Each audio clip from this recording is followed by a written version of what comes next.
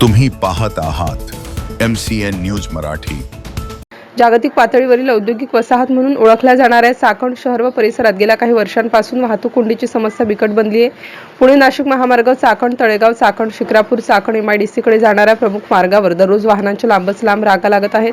चाकण औद्योगिक वसाहतीतील जड वाहतूक, अपूर्ण रस्ते, प्रलंबित कामे, वाढलेली खासगी वाहनांची मोठी संख्या ही कोंडीची प्रमुख कारणे आहेत। कामगार, विद्यार्थी, रुग्णवाहिकांनी या कोंडीचा मोठा त्यांना फटका बसतोय। स्थानिक नागरिक, कामगारांनी वारंवार तक्रारी करूनही ठोस उपाययोजना होत नसल्याने प्रशासनावर, नेत्यांवर नाराजी व्यक्त केली जात आहे। वाहतूक पोलीस विभागाने सिग्नल व्यवस्था सुधारण्याचे तसेच जड वाहनांसाठी ठराविक वेळ निश्चित करण्याचे आश्वासन दिले आहे। उपाय म्हणून रस्ते रुंदीकरण, पर्यायी मार्गाची निर्मिती, सार्वजनिक वाहतूक बळकट करण्याची गरज असल्याचे तज्ज्ञ तसेच उद्योजकांचे मत आहे।